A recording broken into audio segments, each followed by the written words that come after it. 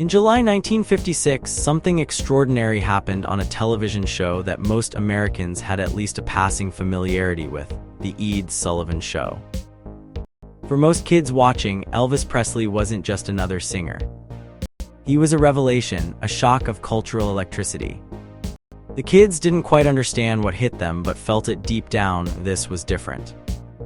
Elvis's appearance was like nothing they had ever seen before. His music, a blend of country and rhythm and blues, was raw and new. As he sang "Don't Be Cruel" with that unique, sly smile, something profound was happening. Adults watched in bewilderment or disgust. To them, Elvis was a strange mix of innocence and something far more unsettling. They thought he was teaching kids about sex through his performances, and some even shielded their children from the TV, as if his presence could somehow infect them. But for the young audience, Elvis was a mirror, a reflection of their own desires, their own rebellion against the old ways. Before Elvis, the music scene was quiet, mostly dominated by smooth voices like Frank Sinatra, but Elvis brought a storm. He was the first to fuse the rough edges of country with the sultry beat of rhythm and blues, creating a sound that was both familiar and wildly new. His appearance on Ed Sullivan wasn't just a TV event, it was a cultural earthquake. America, especially its youth, would never be the same. Elvis didn't plan any of this. At first, he didn't even fully grasp why the crowd went wild, but quickly he learned. He understood how to connect with his fans, making them feel seen and heard. His performances were like a dance, a conversation with the audience. He wasn't just singing, he was living the song. Why did the kids love him so much? It wasn't just his voice or his looks. It was everything about him, how he dressed, his hair, even the way he moved. He was different, and in a time when teenagers were starting to carve out their own identity separate from their parents, Elvis was their hero. He understood them, spoke their language, and gave them permission to be wild, to be themselves. Elvis wasn't just a singer, he was a style icon. His look was a mix of the working-class man from Memphis and the glamour of Hollywood. He wore it with confidence, a confidence born from knowing he was unique. His style was not something crafted by publicists. It was an expression of who he was, a Memphis Beau Brummel with a heart of gold and a voice of fire. The impact of Elvis went beyond music. He changed how people dressed, how they acted, and how they thought about themselves. In a world still recovering from war and struggling with change, Elvis was a symbol of freedom and self-expression. He showed that it was okay to stand out, to be different. So what was it about Elvis that captured the nation's heart? It wasn't just the music. It was the whole package: his charisma, his style, his ability to connect. He was the first true superstar, someone who understood the power of the new medium of television and used it to connect with millions. In 1956, when Elvis stepped onto the Ed Sullivan Show, he wasn't just performing, he was igniting a cultural revolution. And no one could have predicted just how big the flame would become. On a sweltering July evening in 1954, Memphis was bracing for the end of another long, hot day. The city breathed heavily, waiting for the cool night air to settle. In a small house not far from the bustling streets, Elvis Presley burst through the door, his excitement barely contained. His mother, always worried, jumped at the sudden noise, fear creasing her face. But Elvis just grinned, his eyes sparkling with secrets. "Nothing, Mama," he said quickly, his voice full of urgency. He pushed a radio onto the kitchen table and adjusted it, his hands moving with the energy of a man on the brink of something big. He told his mother to listen to Dewey Phillips, the DJ, but to keep it a secret. Elvis had a plan, and it was about to change everything. Elvis grew up in a world that didn't really understand him. To some, he was just a shy kid from the South with a love for music that seemed bigger than himself. He wasn't the star athlete or the class brain, but he had a voice that could move people. It wasn't just the way he sang, it was the way he felt when he sang. Music was his escape, his way of expressing things he couldn't say with words. Back then, Elvis wore clothes that set him apart. While other boys wore khakis and madras shirts, he liked lace shirts and bright colors. His style was a reflection of who he was: different, not fitting in with the crowd but proud of it. He didn't care about playing football or cutting his hair to join the team. He had his own path, his own dreams. That night, Elvis was about to step into a world that would both embrace and challenge him. The music scene in Memphis was alive with possibilities.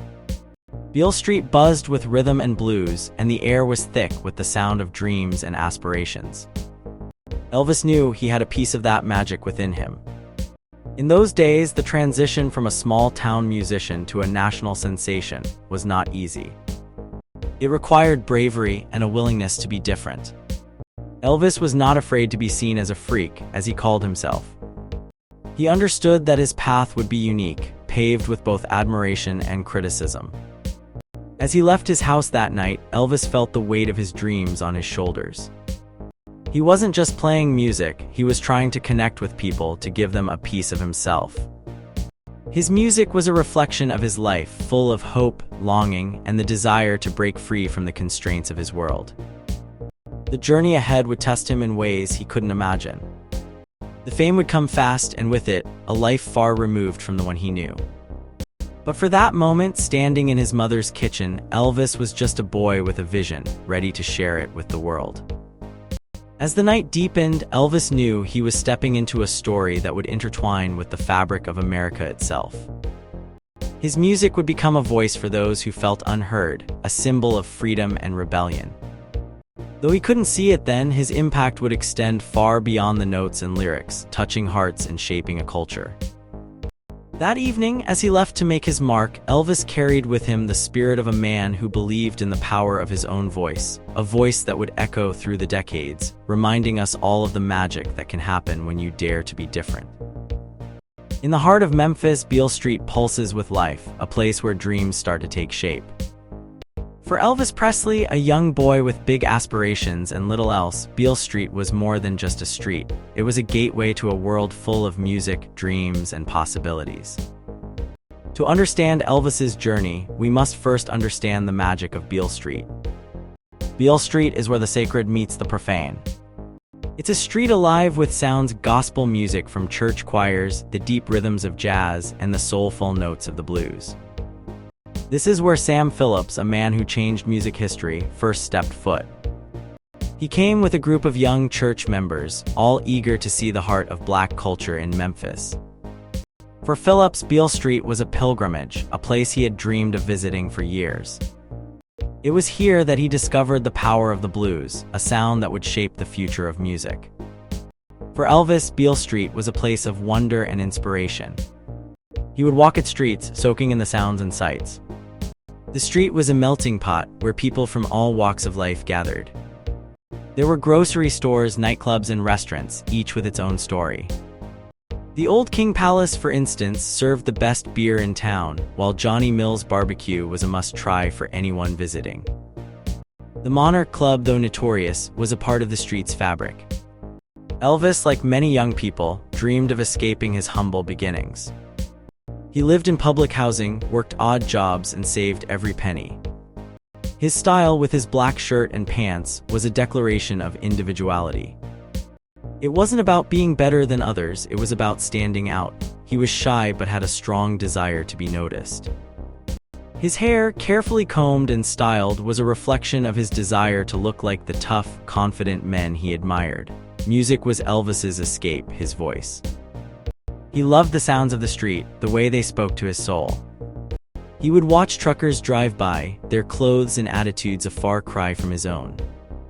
Yet it was from these men that he drew inspiration for his look and his sound. His music was a blend, a mix of the gospel he heard in church and the rhythm and blues that filled the air on Beale Street.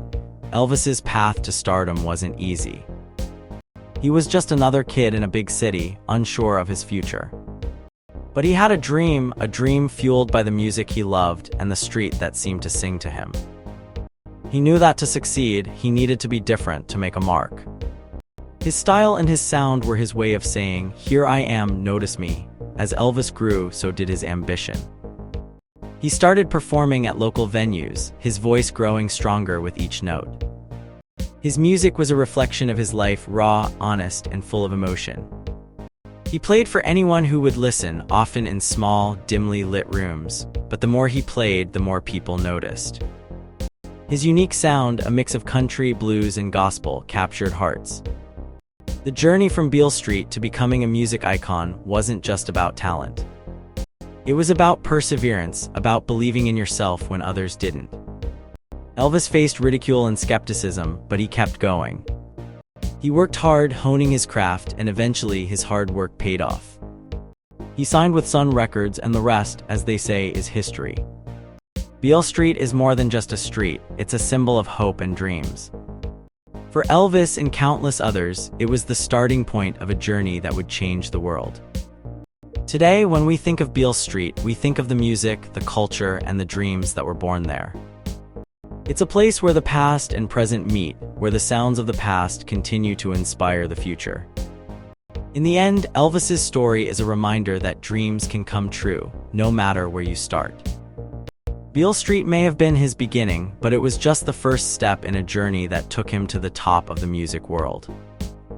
And for those of us who listen to his music today, Beale Street will always be a place of magic, where the dreams of a young boy from Memphis became a legend that continues to inspire.